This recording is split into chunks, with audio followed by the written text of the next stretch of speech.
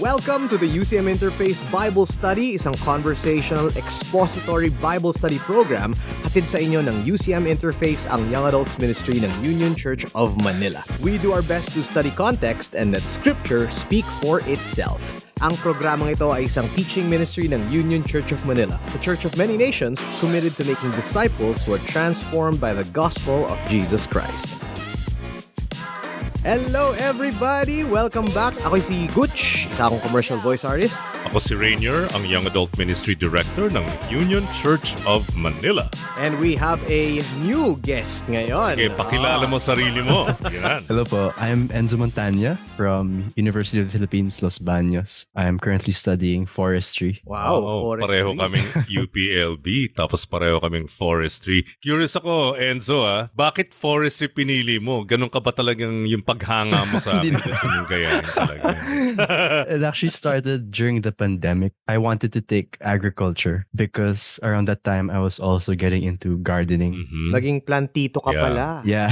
Oo. And from there it pretty much branched out into forestry. Wow, great. Teka, Enzo, di ba involved ka rin sa isang campus organization sa UP Los Baños? Yes, State Varsity Christian Fellowship, SVCF for short. It's also under IVCF or InterVarsity Christian Fellowship. Anong ginagawa ng InterVarsity Christian Fellowship for our listeners who are not Oo. familiar with this? Yeah, so they're really focused on the campus because they have this mission vision that if you start at the campus, you can really reach the world. Reach the world. Right. Oh. Incidentally, yung dating guest natin dun sa previous series natin on Paul's Letter to the Philippians, si Gunnar, he was also involved with State Varsity Christian Fellowship but in UP Diliman. I think naikwento niya ata yun sa isang episode. Probably, oo. So, medyo kakaiba ang InterVarsity or ang State Varsity Christian Fellowship. It's a very solid Christian organization. Okay, game. So we are back with our new season, and introduction ko lang, a few months ago, meron akong dalawang ad na nakita sa SLEX yata yung isa. Tapos yung isa sa Instagram, two different brands. Isang, I think, cake. Tapos yung isa, burger. Tapos yung copy, sabi, "This is your sign." Oh, Basically, ito na yung message from God or from the universe. Naging buzzword na uso yung sign, yung looking for a sign. Information from the outside that would motivate action. Well, para sa ating listeners, meron din kaming sign para sa inyo. Pero ito, hindi lang isa. Yes. Hindi lang dalawa, but seven. Seven signs. Right. The 7 signs in the Gospel of John. Anyone who has read John, magiging super recognizable yung mga kwento na to. Very popular stories. Tingnan natin muna yung listahan ng traditional. Ito yung una, which is for our first episode. Yung first miracle ni Jesus ever. It's the wedding at Cana. That's when Jesus transformed water into wine. That's chapter 2 of John, verses 1 to 12. Okay. Yung second is healing the son at Cana, chapter 4, 46 to 54. The third one is another healing. It's healing the paralytic at Bethsaida, chapter 5, verses 1 to 15. Pang-apat, multiplying fish and loaves, Ayan, chapter talagang 6. popular yan. Very popular to, verses 1 to 15. The fifth one is when Jesus walked on the Sea of Galilee. Yes. Ito kasunod na kasunod lang ng multiplying fish and loaves. This is chapter 6, verses 16 to 21. The sixth one is healing the blind man in Jerusalem. Ito yung napakahaba kasi buong chapter 9. Grabe, 1 to 41. Chapter 9, 1 to 41. Panghuli at pangpito. In the traditional list, yung raising of Lazarus from the dead. That's chapter 11. So ito yung pito. But we're going to modify this list because the raising of Lazarus, we sort of covered that already. Yeah, dun sa previous season. The I am sayings in the Gospel of John. So, balikan nyo na lang kung gusto nyo marinig yan. Dahil na-cover na natin yon, imo-modify natin yung list na to. Sige. So instead of raising Lazarus from the dead, there's one other sign, so to speak, that I think is very, very important. And that instead of raising Lazarus from the dead, is the rising of Jesus from the dead. Yun. Okay, yun ang gagamitin natin pampito. Magandang last episode talaga. Oo, No? oo. Sapul na sapul. Okay, so medyo iniba natin. Okay, ngayon naman, medyo unique nga itong gospel ni John. Kasi bilang na bilang talaga yung ginamit niyang miracles. At kung bibilangin mo ay sa traditional list, merong 7. Ito na yung binanggit ko dun sa listahan. Alright. Now, si John, Parang pinili niya talaga Hinanda niya talaga what he will incorporate in his gospel. At tapos, he used the language sign Yeah, versus miracle, ano? versus miracles. In fact, kung titingnan natin ko ulit the purpose of John for writing his gospel, may kita natin yan sa John chapter 20. Ito na, sabi na rin natin to dun sa nakaraang series natin dun sa I Am Saying. So, pero alam mo, balikan natin to. Chapter 20, 30 to 31. Now Jesus did many other signs in the presence of the disciples, which are not written in this book. But these are written so that you may believe that Jesus is the Christ, the Son of God, and that by believing, you may have life in His name. Ito na yung purpose, mission statement, kumbaga, dito sa John. At ginamit nga niya signs instead of miracles. Bakit kaya? Pag sinabi mo kasing miracles, people will tend to focus on the miracle itself, right? But there's no why. Kasi pag sinabi mong sign, it's simply pointing to something. So the miracle, lahat ng miracles na nilista dito ni John are just pointers. Pointing to what? Or to who? Jesus. Yeah, Jesus. okay. So that you may believe that Jesus is the Christ, the Son of God, and that by believing you may have life in His name. Right. In other words, yung paggawa niya ng mga signs na to or miracles, it's not just for the sake of performing miracles, but he used these miracles to point to himself so that people will know that he is the promised Messiah, that he is the Son of God. And if you believe in his name, if you believe in Jesus, by the way, dinefine na natin yan, yung belief na yan. Belief is not simply agreeing to facts. Believing is not simply a mental assent, but there is that notion or idea of showing loyalty, submission to Jesus. And if you believe in Him, you may have life. So na-explain na rin natin yan dati dun sa previous episode, but it's good to be reminded why John used the word sign instead of miracle. Because these miracles simply point to Jesus. Ito yung tanong ko may nag-disagree nga sa akin dati na sabi ko, Jesus did not heal every sick person in Israel. Tama naman, di ba? Yeah. Bakit nga naman hindi niya pinagaling na lang lahat? Bakit hindi lang siya nag-medical mission, period? Yeah, I'm reminded of the other parts in the Gospels where Jesus has to go away because they want to do something already. Like it's too soon. So they're too focused on His miracles. They just want to be fed. So maybe that's why Jesus didn't want to. Oo. Yes, that will also be covered in chapter 6. Kung ang purpose ng pagpunta niya dito, magpagaling lang at saka mag-entertain at gumawa ng show ng mga miracles, I think that he will not be faithful to his vocation as the Son of God, as the Messiah. Kasi mahirap din yung nafo-focus lang tayo sa miracles. Right. We will have a very different expectation from Jesus. That we think that whatever we ask Him, any miracle, Yun na yun. yun na yun. Gawin mo yan kasi. The point is, para makuha ko yung gusto ko. Kaya nga marami nakikita nila si Jesus parang genie lang nila. But that is not the point of the miracle or any miracle of Jesus. These miracles or these signs are dramatized parables. They are telling us a story, and the story is Jesus is the Messiah. That should be the conclusion. Okay. So we'll be doing 7 episodes, as we said. Starting with itong The Wedding at Cana, or yung transforming water into wine sa John 2, 1 to 11. And we'll start with our scripture reading in 3, 2, 1. John 2, 1 to 12. Now on the 3rd day, there was a wedding at Cana in Galilee. Jesus' mother was there, and Jesus and his disciples were also invited to the wedding. When the wine ran out, Jesus' mother said to him, "They have no wine left." Jesus replied, "Woman, why are you saying this to me? My time has not yet come." His mother told the servants, "Whatever he tells you, do it." Now there were 6 stone water jars there for Jewish ceremonial washing, each holding 20 or 30 gallons. Jesus told the servants, "Fill the water jars with water." So they filled them up to the very top. Then he told them, "Now, draw some out and take it to the head steward." And they did. When the head steward tasted the water that had been turned to wine, not knowing where it came from, though the servants who had drawn the water knew, he called the bridegroom and said to him, Everyone serves the good wine first, and then the cheaper wine when the guests are drunk. You have kept the good wine until now. Jesus did this as the first of his miraculous signs in Cana of Galilee. In this way, he revealed his glory, and his disciples believed in him. After this, he went down to Capernaum with his mother and brothers and his disciples, and they stayed there a few days.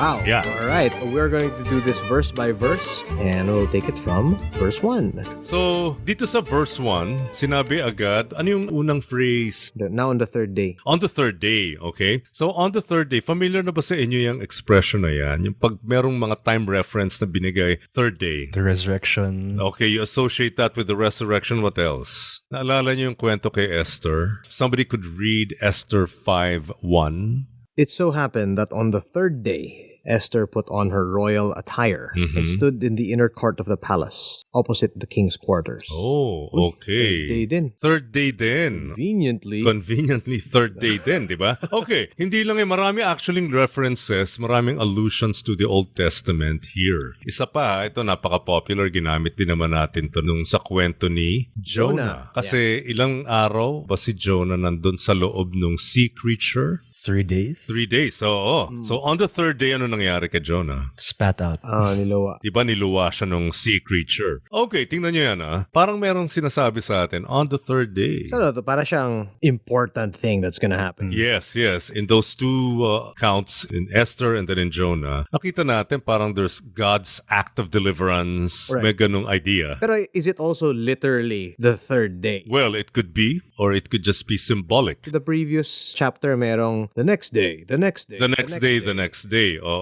So, pag binilang mo lahat yon, parang bagong-bago pa lang yung mga disciples di ba? Sina Philip, si Andrew. Yeah, pwede rin namang literal, but sa Bible kasi when you always see this phrase, this time reference, you know this is more than just describing the chronological order of events. Mukhang hindi lang yun as we will discover in this story, but there's something that the reader should expect. Okay? So, on the third day, anong nangyari? There was a wedding at Cana in Galilee. Sa Cana in Galilee, taga saan nga si Jesus? Nazareth? Oh, well, he was born in Bethlehem, but he grew up in Nazareth. Itong Nazareth, papuntang Cana, napakalapit lang yan. Para mga 7 kilometers lang. Oh, so near. Sa kanila, daling lakaran lang yan Mandaling lakarin yan. Cana's northeast of Nazareth. So maglalakad lang sila doon. Tapos, may wedding daw. Doon sa Cana. Sino ba usually ang pumupunta doon sa wedding? Kamag-anak? Mga kamag-anak, okay, at saka mga importanteng bisita or friends, di ba? Right. Okay, so most likely, kilala naman ni Jesus kung sino yung kinasal. Di ba? Kasi imbitado rin sila. Although, alam niyo ba yung mga weddings na to, ewan ko kung familiar kayo sa mga weddings sa probinsya. Kasi nung lumalaki ako sa Laguna, pag may wedding sa isang family, buong kapitbahayan ang invited. Yeah. Na-experience ko yan kasi nung kinasal yung nasa likod ng bahay ng lola ko, wow, ang dami mga hindi mo nakilala, nandun, kumakain. At saka sa probinsya, kahit nauso na ang reception sa restaurant, so pag restaurant yung reception, kaunti lang yung bisita, maghahanda ka pa rin pagdating nyo sa bahay nyo. Kasi kailangan mo talagang pakainin yung mga kapitbahay at kung sino-sino pa. Nabasa ko nga rin dito, yung kanilang festivities umaabot ng 7 to 14 days. Exactly. Oh my gosh. Oo. Ubos ang pera mo.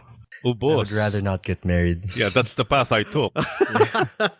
Kawawa naman yung mag-same day edit nito. Oo. While talaga tong gastos ng kasalan. Big event ito. Kain lang ng kain yan, tsaka inuman ng inuman. So, this is a typical wedding. Invited sila. So, most likely, either they're related to the couple or they're good friends. And who else was with Jesus according to verse 1? The mother. Okay, the mother was mentioned. Was the father mentioned? No. Wala, kasi most likely Joseph was already dead. The mother of Jesus was Mary, but Joseph wasn't mentioned anymore. Kasi most likely matagal na siyang namatay. Tapos, sino pa ang kasama? his disciples. Okay, kumpleto na ba yung 12 dito? Parang hindi pa eh. Hindi pa. Pag binasa mo yung chapter 1, konti pa lang yung nabanggit eh. Right. In fact, ang pinaka-latest nilang recruit nun si Philip at si Nathaniel, aside from Peter, Andrew, ganyan. Oo. John, James. So, I si think. John and James. So, hindi pa naman kompleto. So, very privileged din itong disciples na ito. And look, unang-una, ibang-iba yung style ni Jesus as a rabbi. Yung traditional rabbis, the students will apply to the rabbi. Pwede mo ba akong gawing estudyante mo? Ang style ni Jesus iba. Siya ang nagre-recruit ng estudyante niya. And yung sistema nila, they don't go to a classroom. But you're going to be living with your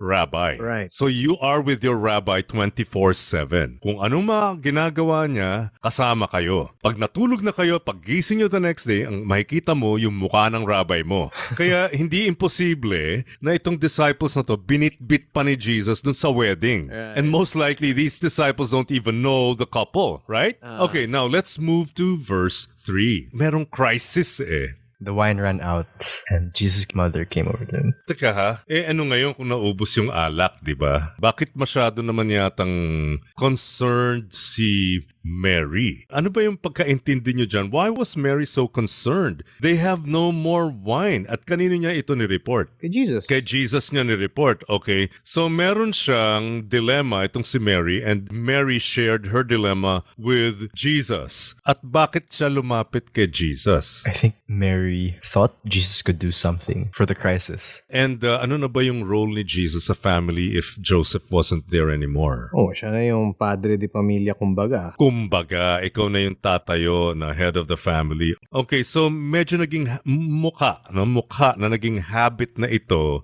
ni Mary na kapag may crisis, pupunta kay Jesus, may problema dito, gawan mo ng paraan. So maybe this has become a habit in the absence of Joseph. Ang nalaman ko rin dito is the importance of the wine. Yeah, Speaking of weddings sa Pilipinas, ganda ng venue, may program, ganda ng dress, fireworks, may mga video, may kantahan. Pero at least dito sa Pilipinas, sa lahat na nakausap ko for over so many years, over a decade of being married, ang never nakakalimutan, yung nagiging number one point is, kamusta yung pagkain? Yun. May lechon pa ba? Tapos parang, ay grabe, sarap ng pagkain. Yun yung parang nagiging most important element. Makakalimutan yung SDE, makakalimutan yung dress. Pero yung food, my goodness. Pro tip, Enzo, just in case, future reference. So people will not forget the food. Don't forget the food. Noted.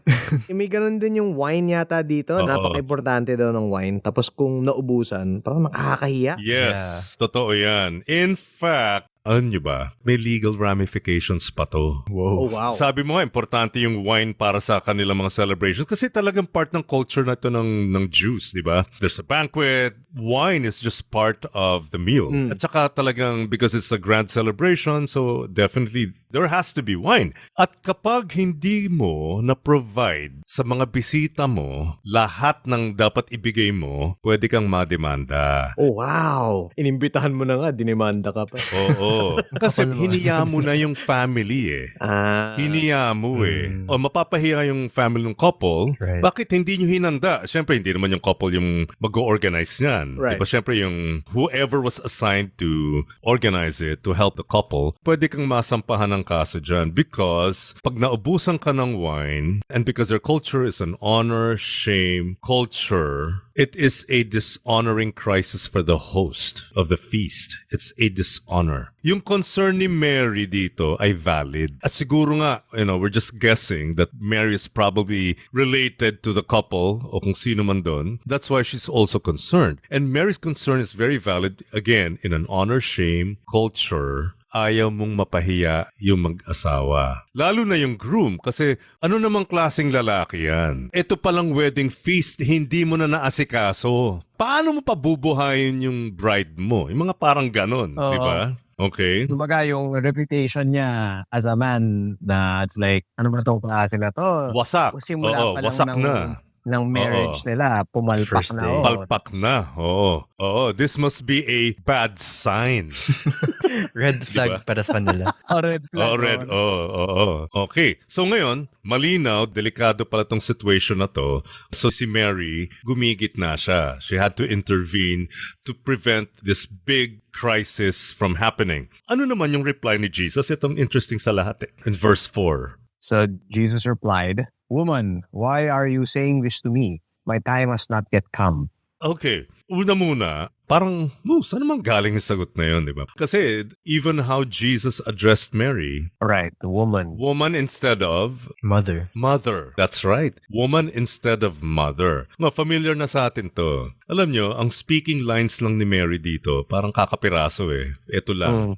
Tsaka yung susunod pang line later on. At kailan ginamit pa ni Jesus, at tsaka yung appearances ni Mary sa Gospel of John, dalawa lang. Dito, at tsaka saan pa? Crucifixion. Yes, crucifixion. And when Jesus was at the cross, hinabili niya si Mary, yung nanay niya, kay John. Ano rin yung ginamit ni Jesus na, Mother, behold your son? Woman, behold your son. It's woman. Wow. It's the same. So interesting. And it's interesting that the Gospel of John is also bracketed with that first scene, nandun si Mary, woman, but witnessing the very first miracle of Jesus, and then at the end, when Jesus was at the cross. Oh, Woman. interesting. Diba? May nakita si Maryng miracle or sign, and this is the very first miracle of Jesus. And then she saw something else also. She saw something else at the cross. And in both instances, she wasn't addressed as mother, but it's woman. Magandang pag-isipan niya. Okay, nung in-address niyang woman, anong tingin niyo? Medyo disrespectful ba? I mean, if you consider the language today, like when you call somebody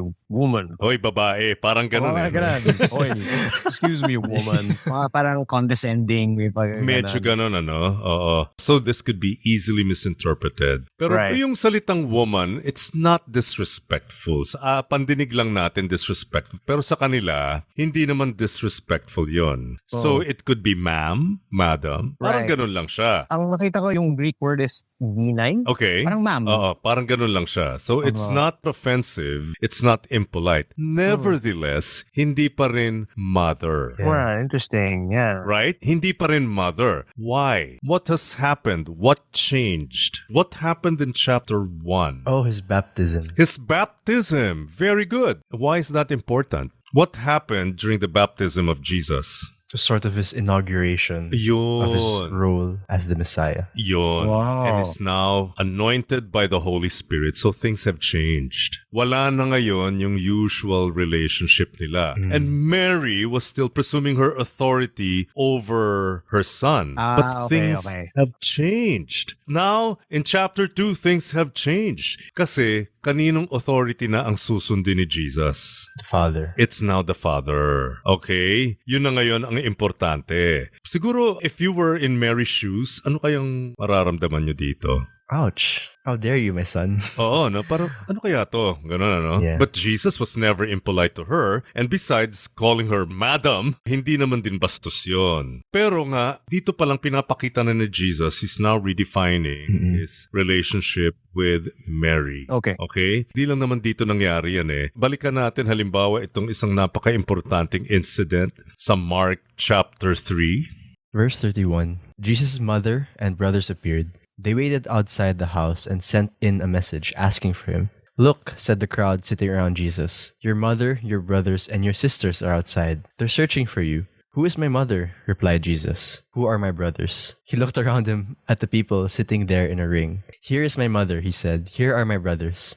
Anyone who does God's will is my brother, and my sister, and my mother. Wow. Oh, wow. Diba? Parang it's so rude. It seems like this is a rude disregard of the feelings of Jesus' family. Right. Yeah. Diba? Parang, who are my mother, my brothers and sisters? But you see, even here, Jesus is already redefining relationships. I guess dito rin, especially during this time, very tight-knit and very important, integral actually, ang family relationships eh. So ngayon, ang sinasabi ni Jesus, at least from the verse that Enzo read, and even from here, this wording na woman, it's there is a different kind of relationship now, a different kind of way that we relate to each other.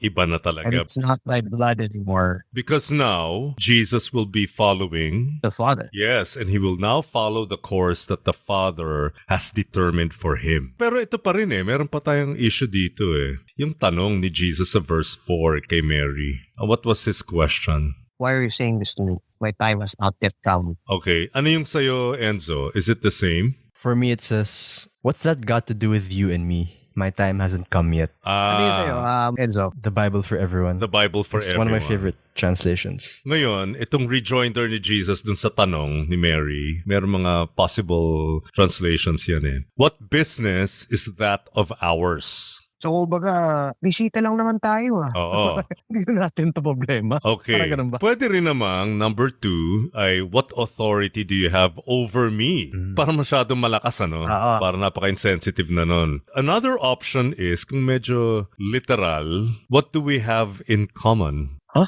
Weird. What? Okay. What do we have in common? Yun ang literal translation. Oo. Pero kung ipaparaphrase mo siya, how can this matter that concerns you be of mutual interest to us? Nakuha nyo? So it concerns you, but why should we, both of us, be involved? Okay. Nagigets niyo ba? Yeah. Alright. Bakit kaya ganun yung tanong niya? I know it's your business. It's an issue that they are concerned about. It's an issue you're concerned about. But why should I be concerned about it as well? What do you think was Jesus asserting here? Again, woman, tapos ito yung isa pa niyang sagot, a challenge to Mary. Tinanong niya. Parang nabago na yung interests ni Jesus or yung goal niya. Or, what is he communicating to Mary? Para ba tong, how is this in line with my mission? Yon. I think, tinuturuan na niya si Mary dito Kaya nga sinabi niya, woman, and clarifying even further that now, I'm following a different path. Right. And from now on, I am following the path that the Father has determined for me. Nag-iiba na I think what Jesus is saying to Mary is, you could no longer view me as other mothers would view their sons. Hindi na ganon. Nagbago na ang lahat. Wala na yung prerogatives ni Mary as a mother. But it doesn't mean that Jesus is abandoning or disrespecting. Hindi ganon. Right. Pero talagang, oops, iba na. Right. I guess the tone is something that we can't hear in this section. It really does sound very rude or parang wala siyang pakialam. But I think it's more, if you can imagine it in the kindest way. Kasi yung ginamit niya na woman, it's a polite way of saying it. Kumbaga, mama, iba na yung kailangan kong gawin.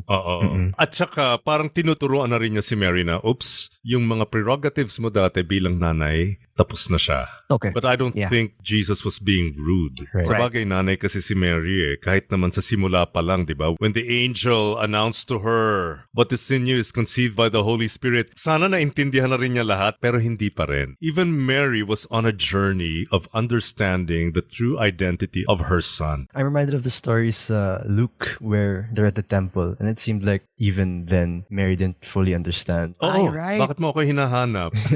Andito ako sa bahay ng ama ko, di ba? Tapos sila, and Mary just treasured them in her heart. Right. Hindi pa naman gets lahat ni Mary. She's still growing in her understanding of her role, and especially the identity of Jesus, his true identity, his nature, and the mission of Jesus. So eto na. Kasi itong sumunod na sinabi ni Jesus, it's kind of cryptic, but this is something that Mary also has to hear. What is that? The last part of verse 4. My time has not come yet. Okay, my time has not yet come. Ano ba tong my time na to? Bakit ba sinasabi ni Jesus itong my time has not yet come? Or, in the language of John, gagamitin niya lagi my hour has not yet come. And what is that hour? What is that moment? The hour of his glorification. Ano kaya yun? What would that be? Let's read some references. John 5:28.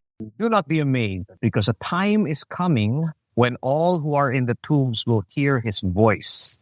A time is coming. A time is coming. Okay. Ano daw yun? When? When all who are in the tombs will hear his voice.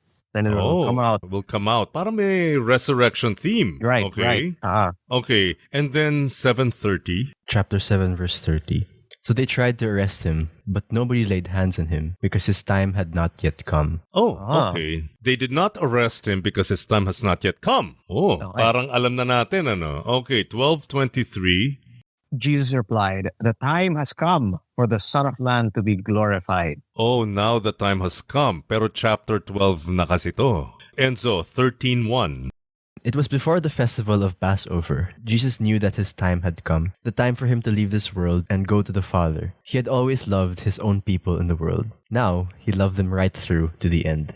Okay, mukhang nalinaw na dito sa 13:1 what this hour is all about. And what is it? To leave the world, to go to the Father. But before he leaves the world, what has to happen? His death. His death. And then he resurrected. Sabi niya, this is the hour of his glorification, which is very odd. Because when you think of Jesus' crucifixion, where's the glory there? That in fact is a very shameful punishment. Diba? Sabi nga natin, yung crucifixion, the ultimate goal was not just to inflict pain on the victim, but it is to shame the victim, to strip him of his dignity in a shame and honor culture. This was from our previous season sa Philippians. Sa Philippians. We discussed this. Oo, na-explain na natin yan. So, Yeah. this is his moment of glory. Tapos sabi niya, my hour has not yet come. So, why do you want me to do these things? Paano niyo i-connect yan? Why do you want me to address this crisis about the wine? And then Jesus saying, well, my hour has not yet come. Again, I'll go back to the idea na how is this related to my mission? Mhm. Ganun ba? Ang feeling ko lang dito talagang Jesus was many steps ahead of everyone. That's really interesting though. I never looked at this passage that way.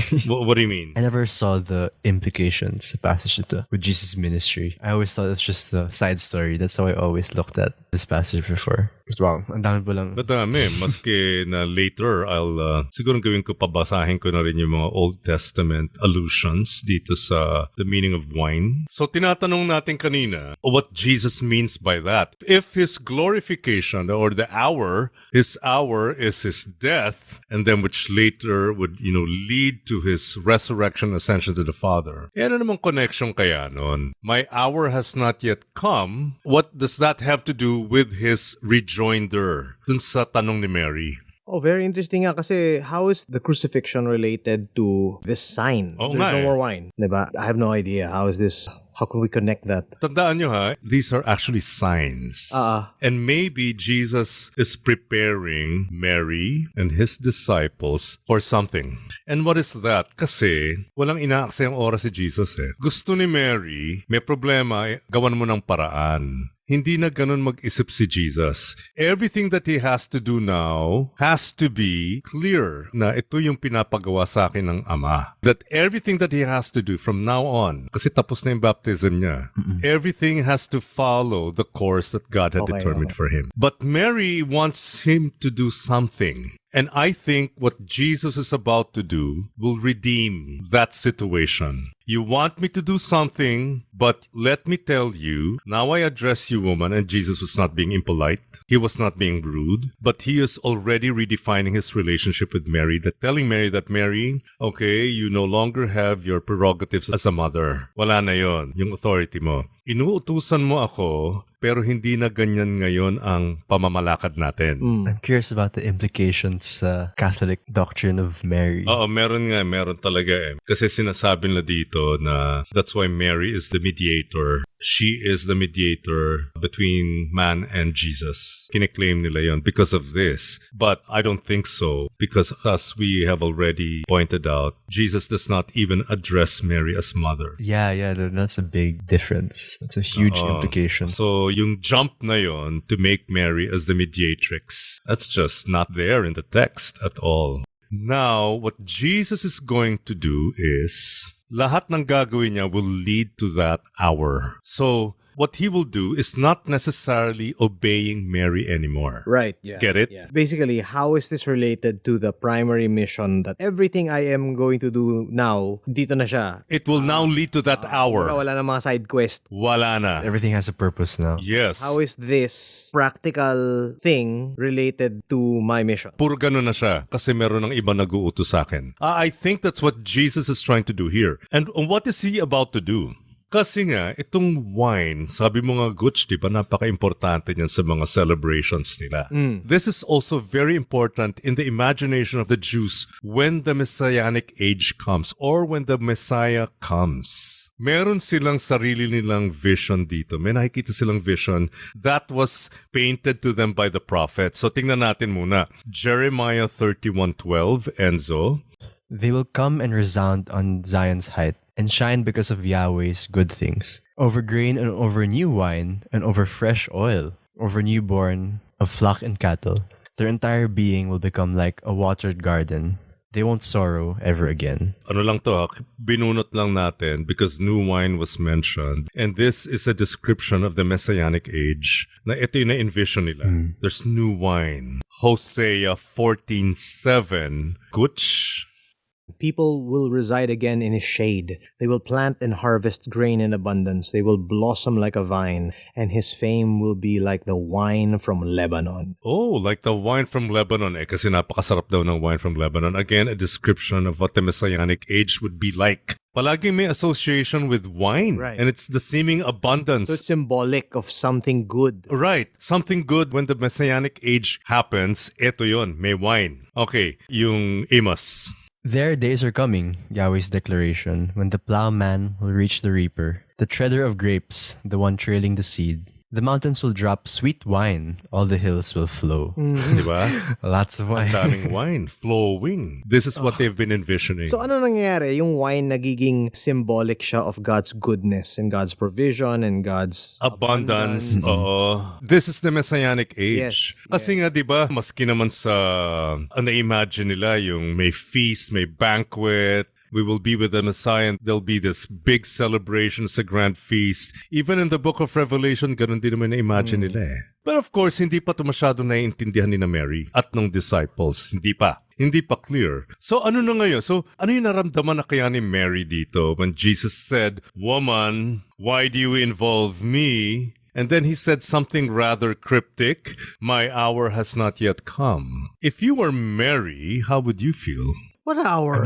Parang okay. Well, Probably very confused. Oo. Medyo confused siguro si Mary. Yeah, that's what I'm also thinking. No? Pero, siyempre, minsan mangingibabaw pa rin yung pagiging nanay at tao lang naman siya. But look at her response in verse 5. His mother told the servants, "Whatever he tells you, do it." What does that mean? She's sort of acknowledging na yung authority ni Jesus. Na parang, do whatever he tells you. Okay, so siya na bahala. Siya na masusunod. So it's no longer at Mary's behest. Something more now. So lahat ito i-commit na lang ni Mary kay Jesus. Right. I think Mary probably is just beginning to sense something. So just committing the matter to Jesus. And you obey what he says. So hindi pa niya alam kung anong mangyayari. Basta, this is something else. Yeah. I don't get it, but just do what he says. Exactly. I don't get it, but follow him anyway. At sino yung kinausap niya? Servants. Yung servants. Okay. So, most likely, pumasok sila dun sa kitchen, di ba? Parang ganyan. Tapos, according to verse 6, basahin mo nga, Enzo, ulit yung verse 6.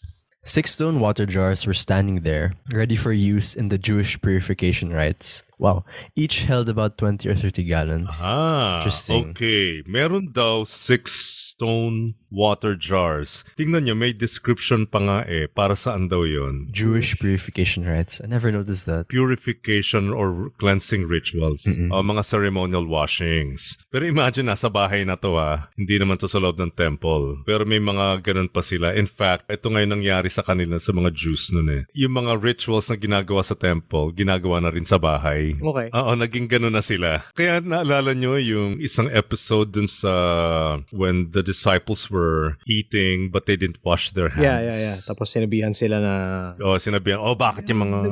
Naguhugas yung mga disciples. Oo, iyan. The disciples did not violate any law. But that was the tradition of the elders. So yung mga Pharisees, yung mga elders, ang ginawa nila, kahit yung mga ginagawa lang sa temple, you have to treat your house like a temple. Pati yung mga ritual washings, ginagawa na rin sa labas ng temple. Medyo exage na sila. So ngayon, meron sila dito mga purification jars. Kung kailangan pang banggitin ni John that these are for ceremonial washing, who do you think is the audience of John? I guess non-Jewish non-Jewish. Yes. Sige, explain pa na. Otherwise, wala nang clarification. I'm sure meron ding Jews na readers, but maybe this is for the sake of the non-Jewish readers. All right. Tapos, ganong kalaki daw itong mga jars na to? 20 or 30 gallons. Bawat isa, 20 to 30. So if you have 6, that's a total of, syempre dapat may calculator tayo. Ako talaga, mahina ako sa math. 120, 180. Around 180 gallons. Okay, 180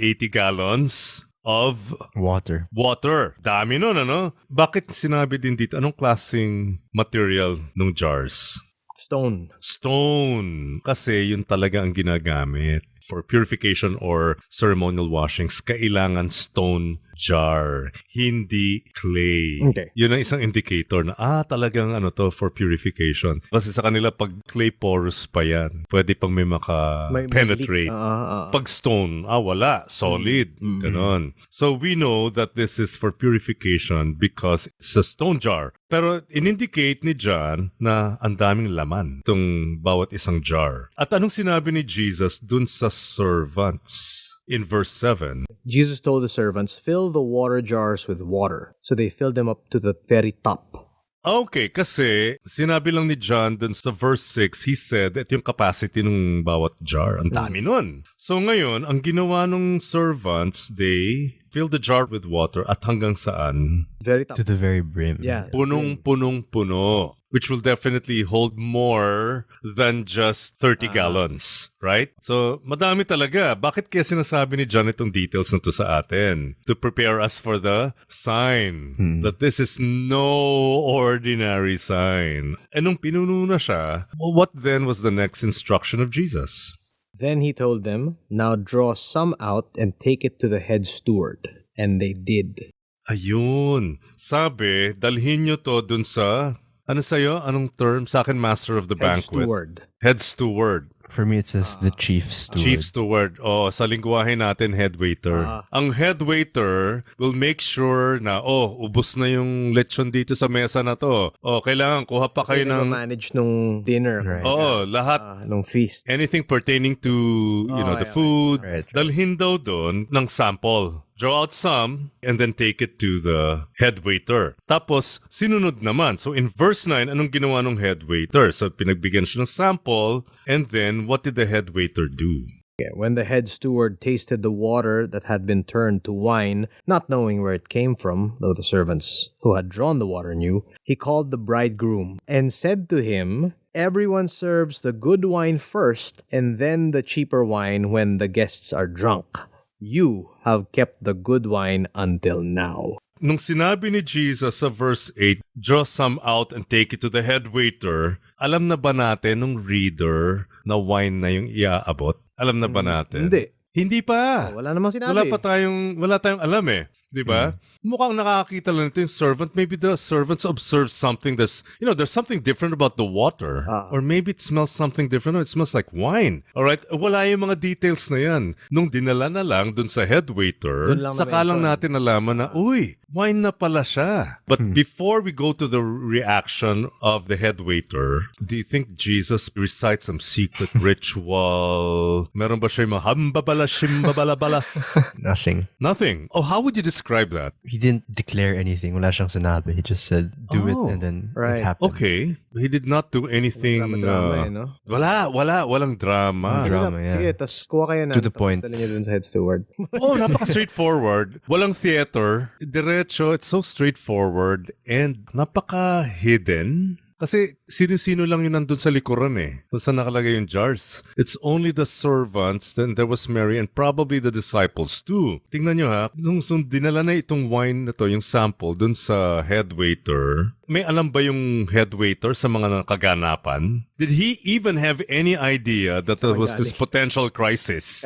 Nahuli ba niya yon na pwede magka-crisis? Naubos na yung wine? Hindi. Parang hindi nga. Hindi nga eh. It was Mary who discovered that. Tsaka ito nga, sinabi nga sa dulo, di ba? You have kept the good wine. So, hindi niya na-imagine na may crisis. In fact, tinagulat nga siya na, wow, meron pa pala kayo. Yeah. You saved the best for last. Wala siyang kamuang-muang. Kaya nga tinawag niya yung bridegroom. Sabi niya sa bridegroom, ulitin natin yung comment niya, no? Ano dapat yung expectation kasi? sa simula mo lang ilalabas yung masarap na wine. Towards the end of the party, pagka happy-happy na yung mga tao, pag medyo lasyeng na, lasyeng na sila, iinom na lang yan ng iinom. Hindi nila alam na pipitsugin na pala yung wine na iniinom nila. Kasi kukuha lang sila, titira lang yun parang ganun. Sa simula lang yun. Sa simula, syempre, pa-impress ka dun sa guests, bibigyan mo sila ng magagandang quality ng wine. And then towards the end, medyo titiprin mo na sila. Total, busog na yan, lasing na yan, okay na yan. Kahit ano na lang, iinumin nila. Tanggal na nila yung mga coats nila, kurbata nila. May kurbata talaga no? But the comment is, but you have saved the best till now. So hindi to in-expect even by the head waiter. Did the bridegroom have any idea what was going on? What's happening? He's probably drunk. Baka lasing na yung bridegroom. Wala silang alam. So, eto na tayo sa verse 11. Ito lang yung magandang remark doon na, wow, ang ganda ng review dun sa wine. And it was so strange because Jesus did not do anything theatrical, attention-seeking, rituals, nothing. No secret chants, whatever, nothing. But a miracle happened. And look at verse 11. Importante itong comment na to. This event in Cana of Galilee was the first of Jesus' signs. He displayed his glory, and his disciples believed him. Una, this was the first sign. Why do you think it's important for the readers, or even for John who authored this? Why is it important for him to mention that this was the first sign? Ibig sabihin, kung first, may nangyari na ba before? Wala pa. Wala. So even Mary would have been shocked because nothing like this ever happened before. Alam niyo kung gaano ka-importante to? Ewan ko kung familiar kayo dun sa nabasa ko na to portions of this Gnostic gospel. This is a fake gospel. Thomas, mga ganun? Infancy Gospel of Thomas. Narinig nyo na ba yun? I-google nyo lang, makikita nyo yun. Pwede nyo basahin. Bata pa lang si Jesus. Gumagawa na siya ng miracles.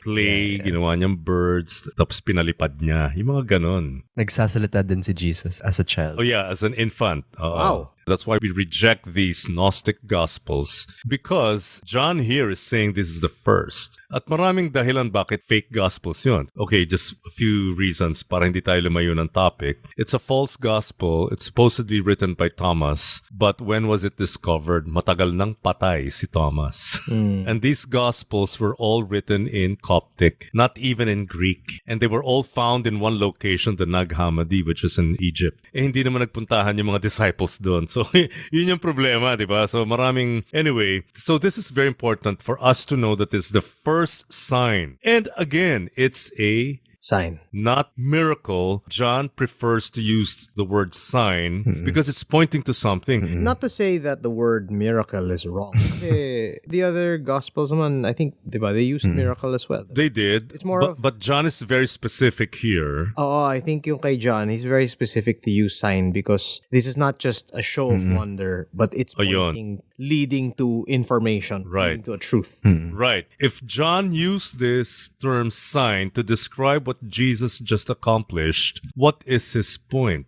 Sabi dito, what's the second part?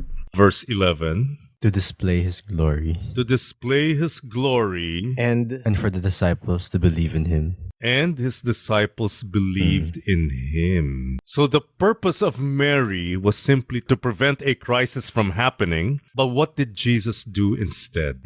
He used this as a teaching moment. It was a teaching moment. Palaging ganon si Jesus. That's why Jesus came to Israel and his purpose was not to provide para magbigay lang ng medical mission o kaya magbigay ng mga pakain, mga ganyan. The grand pakain. Hindi siya ganon. Lahat ng gagawin niya should always be a dramatized parable, tells a story about who he is. Always point to him. Ang ganda, di ba? Yeah. Hindi yung miracle for the sake of witnessing a miracle or experiencing a miracle. No, it's not miracles for miracle's sake, but it's always a teaching moment for Jesus so that his disciples will believe in him. Ano naman yung tinuturo? What about Jesus? Remember the wine? At yung association ng wine in the Old Testament? What is Jesus then teaching his disciples, even Mary, here? He's sort of setting the stage na I'm fulfilling everything you're expecting of the Messiah. Or ito na, this is it, showtime. It's here. This is it. So in other words, tinuturuan na niya yung disciples niya. Kasi ang interest lang naman ni Mary was to prevent, again, the crisis from happening. Jesus did not necessarily ignore that, but he elevated it and used that moment to teach his disciples about him. And what do we learn from this miracle or this sign? This is about him as the Messiah. Parang nakita ko yung how Jesus works in the ordinary. Low-key lang yung way of reaching us sometimes. But who witnessed the sign, this first sign? The disciples. Okay, sino pa? Si Mary and sino pa? Was it the servants? The servants. Right. Yung mga hindi pinapansin. The servants who had drawn the water knew. Whoa. Kaya naka-parenthesis yun sa verse 9, no? That's so cool. Oh my goodness. Yung hindi importante. Wow, it's like this knowledge has been given to them first. Yes, to the invisible. So interesting. Wow. To those who did not matter. Beautiful. Dun muna. Wow. Galing, no? How privileged, how blessed. Kaya nga, sige, tuloy natin yan, pero basahin na lang muna natin yung verse 12 because we're going to end here. And then let's talk about our takeaways here too. Okay, verse 12. After this, he went down to Capernaum with his mother, his brothers, and his disciples. He remained there for a few days. Hindi sila nagtagal doon. Normally, sayang yung party. Naku, libre na yan. Sarap-sarap ng chibu.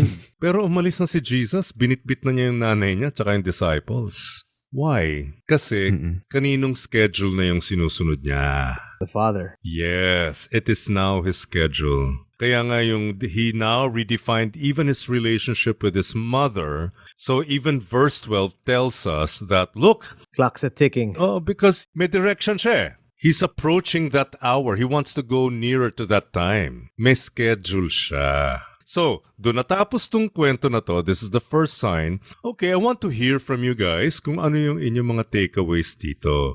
What stands out to you? I can never look at this passage the same way again. I think for me, the biggest highlight is the low-key nature of it. And aside from the low-key nature of it, the fact that it was the first and it was witnessed by the servants. Ang ganda, I never saw that detail. And even not in John, even in Luke, we see these themes of appearing to the shepherds, to the insignificant. Oo nga eh. The first sign, napaka-obscure. Maganda example ni Jesus. He's only focused on what the Father wants him to do and always determining, okay, is this the right time? So yung timing, kung ano yung purpose, lahat nakailalim dun sa authority ng Ama. Interesting kasi yung sa kanya, wala siyang side quest. Everything is related to the one thing, the main thing. How is this related to my main mission? Alam na alam niya kung ano yung why niya. And so lahat ng mga what's, lagi niyang iniisip, ano yung why? Kaya talagang focused. And I think Jesus is also teaching us that, well, sana maging ganun din tayo na we're like horses with blinders, that we're just looking at one direction and we are not distracted by the things around us, the world, that we are just focused on what the Father really wants. And besides, tingnan nyo, Jesus was able to perform these signs, not just the first sign, but all these signs, because he was enabled by the Spirit of God. Hindi tayo iiwan without any important source ng power, because God will always enable us to accomplish His will. Sa akin, yung love na love ko talaga yung reaction nung head steward. Sabi niya sa verse 10, you have kept the good wine until now. Diba? And I'll confess something. I'm shameful to admit. Pero I used this once, this exhortation once. Pero ang focus ko dun sa exhortation a long time ago was about marriage. About God blessing marriage. Yung mga ganong klase. Pero nga, this is not about marriage. This is about the ministry of Jesus. This is about who Jesus is. Diba? And I think, yun yung napakaganda. Remembering yung Amos, Hosea, yung tagline na yon na you have kept the good wine until now. So remembering all those verses from before, it's like, guys, You have the scriptures, you know about God's goodness, but you ain't seen nothing yet. Right. Wait just a bit more. The best is yet to come. And what that's gonna happen is like we're gonna see through the story. Right. Totoo yun, na itong passage na to has been commonly preached in weddings. Although hindi naman siya talaga tungkol sa wedding. Right. It happened in a wedding, but it's not about a wedding. The setting was a wedding. Yes. Siguro, ang masasabi lang natin doon ay at least concerning marriage, at least Jesus affirms it, the fact that he attended the wedding. Pero para sa akin, yun lang yung nakikita ko dito tungkol sa wedding. But this sign per se, this narrative, this account per se, it's not about a wedding. It is about Jesus. That he is the Christ. Kaya kailangan pumunta sa mga workshop ng inductive Bible study. Correct. Correct. Sobrang significant yung sign. The fact that John used that. Because there's really a tendency for us to, personally, I looked at this passage as a way na parang God is saying, God is saving the best for last. We tend to look at certain passages that way. But there's an even bigger and more significant picture that we tend to miss, which is, this is who Jesus is. And ultimately, this is Jesus' steps towards his ultimate reign as king. And it's so easy to miss that. Yes. Sometimes we think Jesus performed this sign for the sake of just performing a sign or a miracle. But nilinaw naman yan kasi ni John that it's to reveal himself. That's right. Sinabi rin niya na it revealed his glory. Gusto ko lang i-explain din itong glory na to. When you say glory, usually this word is associated with, again, in the Old Testament, there are allusions there in the Old Testament about the glory of the Father or the glory of Yahweh. And when you say glory of Yahweh, it's His presence. Yun din yun eh. So, pag nakita mo naman si Jesus, hindi mo naman agad masasabi na, He's God Himself. Yep. Yes. Walang trace na ganun. And so, it is very important for Him also to teach them. And that's why these signs are important. Because they will point to Jesus and His true identity as the promised King, as the promised Messiah. Kaya importante nga itong signs na to. Kasi pag nakita mo siya, ordinaryo lang naman siya. I think there's a verse in Isaiah that says that. Yeah, but then when you begin listening to Him and witnessing all these signs, then you realize, wait a minute, there's something very different about Him. Yun ang panturo sa Kanya. Otherwise, without these signs, baka, okay, He's just a good teacher. Hindi makukompleto because this is how His glory is revealed. And as I mentioned earlier, when you say glory, in the Old Testament, that's also associated with the presence of God. And therefore, Jesus, by revealing His glory through these signs, is embodying who the Father is. And so that was the wedding at Cana sa John 2:1-11. This is the first of His miraculous signs. And yun nga, just to end, ika nga ni John sa John 20:31, isinulat ito para sa'yo, dear listener, sa amin, and for everyone, so that we may believe that Jesus is the Christ, the Son of God, and that by believing, have life in His name. See you on our next episode. Thanks a lot, and God bless. See you. Bye-bye.